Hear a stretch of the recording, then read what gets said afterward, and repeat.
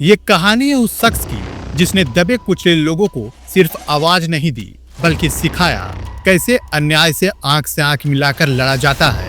वो नेता नहीं बना, वो बना आंदोलन की मसाल।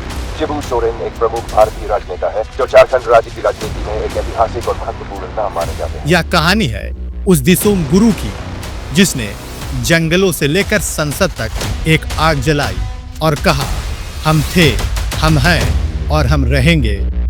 सन 1944 संयुक्त बिहार के हजारीबाग जिले के नेमरा गांव में सोबरन सोरेन के घर जन्मा था एक बच्चा जिसे नाम दिया गया शिबू सोरेन। वह बोलता कम था लेकिन उसकी आंखों में एक क्रांति पल रही थी। उसने अपने पिता को देखा जिसे मार दिया गया क्योंकि उन्होंने अन्याय के खिलाफ लड़ना नहीं छोड़ा। उसने जमीन नहीं छोड़ी और उसी दिन उस बच्चे ने फैसला किया, अब न कोई जमीन छीनेगा न कोई आवाज दबेगी। वो बच्चा बड़ा हुआ, न ज्यादा किताबें पढ़ सका न शहरों की भाषा सीख सका, लेकिन उसने सीखा अन्याय के खिलाफ लड़ना। 1970 के दशक में उसने कहा, अब जल जंगल जमीन हमारा है, हमारे पुरखों का है और हम इसे वापस लेंगे। फिर जन्म हुआ धनकटनी आंदोलन का, जिसका मकसद था अन्यायपूर्ण छीन ली गई जमीनों की वापसी। उस वक्त इस आंदोलन की आवाज झारखंड के गांव-गांव तक पहुंची और लोग उस आवाज पर सूदखोरों और महाजनों के खिलाफ उठ खड़े हुए। उस आवाज का नाम था शिबू सोरेन, जिसे अब लोग दिसोम गुरु या गुरुजी के नाम से जानने लगे थे। सन 1972 जब देश इंदिरा गांधी की नीतियों में उलझा था, तब झारखंड की धरती पर उठ रहा था एक तूफान, झारखंड मुक्ति मोर्चा का। शिबू सोरेन अपने दो साथियों विनोद बिहारी महतो और ए.के. राय के साथ मिलकर इस आंदोलन को आकार दिया। जल जंगल जमीन हमारा है और इस नारे ने लोगों को जोड़ दिया। यह सिर्फ एक पार्टी नहीं थी, यह एक जन जागरण था। सत्ता ने जिसे वनवासी कहा, गुरुजी ने उसे आदिवासी बना दिया। 1980 में शिबू सोरेन पहली बार सांसद पहुंचे। जो कभी जंगलों व खेतों की पगडंडियों पर चला करता था, अब दिल्ली के गलियारों में बोलता था। पर वो बदला नहीं, उसके भाषणों में अब भी वही आवाज थी, मेरे लोगों को न्याय दो वरना जंगल खुद चल पड़ेगा। उसे जेल में डाला गया, झूठे मुकदमे लड़े, पर वो न झुका न टूटा, क्योंकि उसके पास सत्ता नहीं थी पर उसकी आत्मा में संघर्ष की शक्ति थी। झारखंड एक सपना जो बना राज्य, लेकिन इसकी कीमत क्या थी? वो लड़ाई जो जंगलों से शुरू हुई थी अब राज्य की मांग तक पहुंच चुकी थी। झारखंड चाहिए, ये नारा सिर्फ एक मांग नहीं था, ये पुकार थी उन करोड़ों लोगों की जो दशकों से छले जा रहे थे। शिबू सोरेन के लिए यह सिर्फ राजनीति नहीं थी, यह उनके खून की कहानी थी। साल 2000 आखिरकार गुरुजी का संघर्ष रंग लाया, झारखंड अलग राज्य बना। जश्न हुआ, लेकिन हर जश्न की एक कीमत होती है।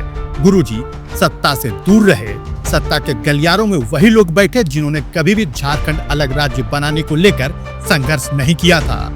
झारखंड बना, पर गुरुजी की परीक्षा खत्म नहीं हुई। 2004 में वे कोयला मंत्री बने, लेकिन उसी साल उन पर लगा हत्या का आरोप। कानून का दरवाजा खटखटाया, पर दरवाजा खुलने से पहले उन्हें जेल जाना पड़ा। साल 2006 में भारत का एक केंद्रीय मंत्री जेल में था।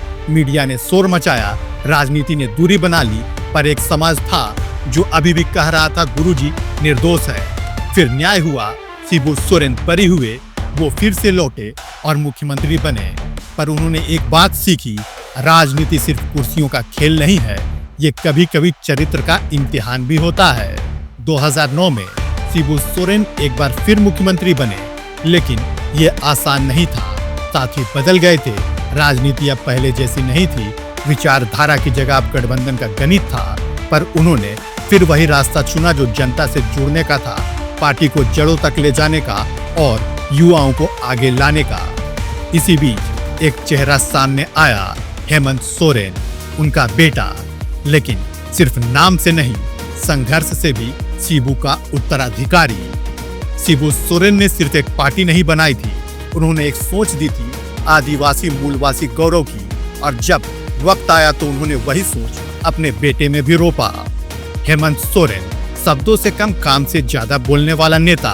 गुरुजी ने उन्हें सिखाया सत्ता को साधना पड़ता है, पर झारखंडी आत्मा को कभी बेचना मत। आज शिबू सोरेन मंचों पर कम दिखाई देते हैं, लेकिन वो हर उस गांव की मिट्टी में बसे हैं जहां किसी ने पहली बार लिखा, जल जंगल जमीन हमारा है। उन्होंने सत्ता को देखा, जेल की दीवारें भी, कुर्सी के नीचे की राजनीति भी, पर कभी भी अपने लोगों का साथ नहीं छोड़ा। वो एक नेता नहीं, वो एक विचार है, एक ऐसा विचार जो बताता है कि लड़ाई केवल तलवार से नहीं, संविधान से भी लड़ी जा सकती है। आज उनकी उम्र 80 पार है, पर उनकी आंखों में आज भी वही चमक है जो एक सपना देखता है झारखंड को आत्मनिर्भर, स्वाभिमानी और न्यायपूर्ण बनाने का। जब भी कोई झारखंड का बच्चा स्कूल में पहली बार जाता है, जब कोई किसान अपनी जमीन खोने से बचाता है, तो वहाँ कहीं न कहीं गुरुजी की रूह मुस्कुरा रही होती है।